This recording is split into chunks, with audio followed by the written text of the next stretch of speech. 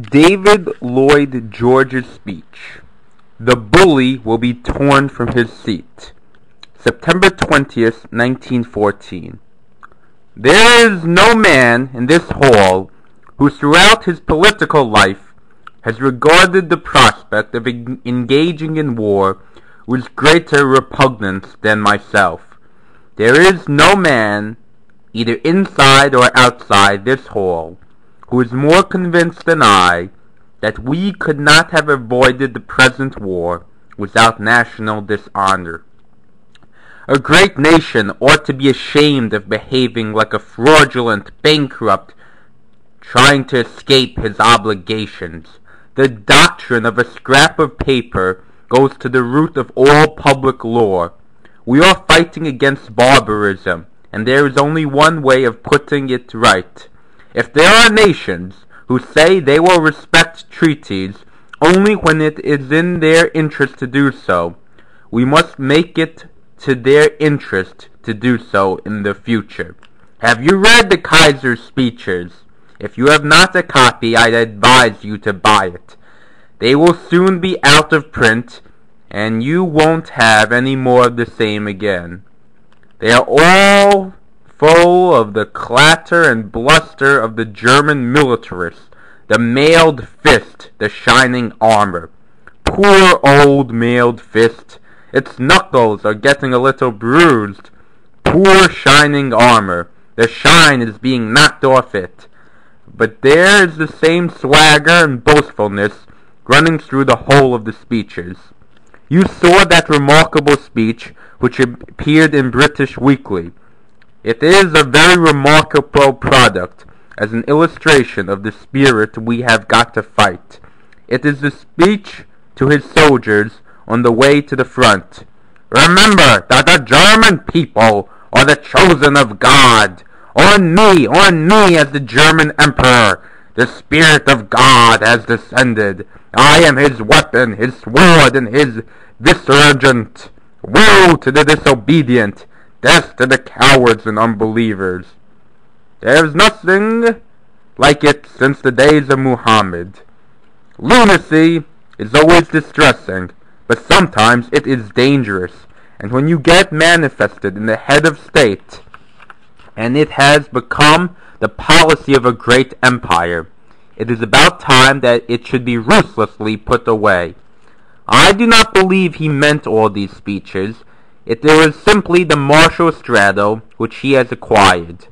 But there were men around him who meant every word of it. This was their religion.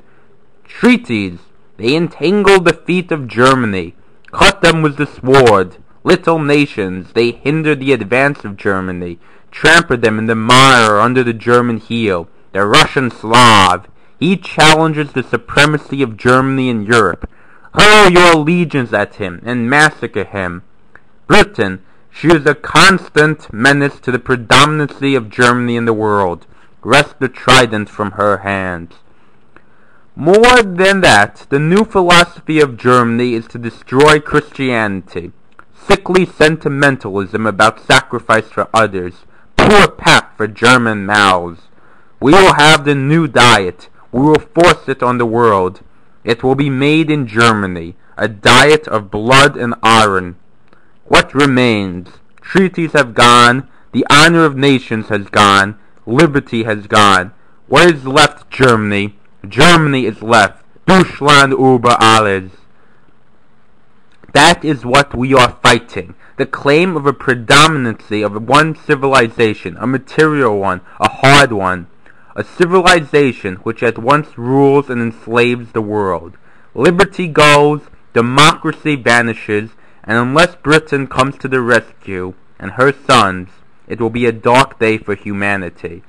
Have you followed the Prussian Junker and his doings? We are not fighting the Germans. The German people are just as much under the heel of this Prussian military caste, and more so, thank God, than any nation in Europe. It will be a day of rejoicing for the German peasant and artisan and trader when the military caste is broken. You know its pretensions. They give themselves the airs of demigods in the walking the pavements. Civilians and their wives are swept into this gutter.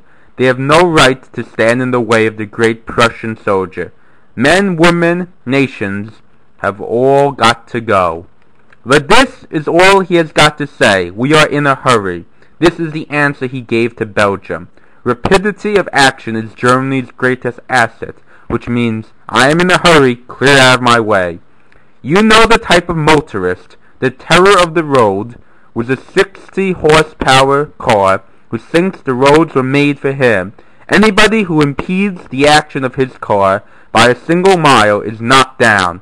Prussia is the road hog of Europe.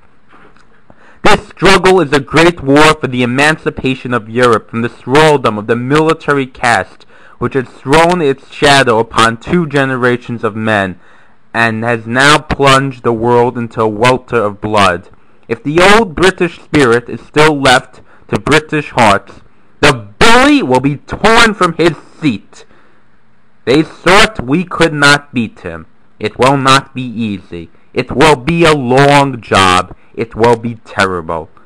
But in the end, we shall march through terror to triumph.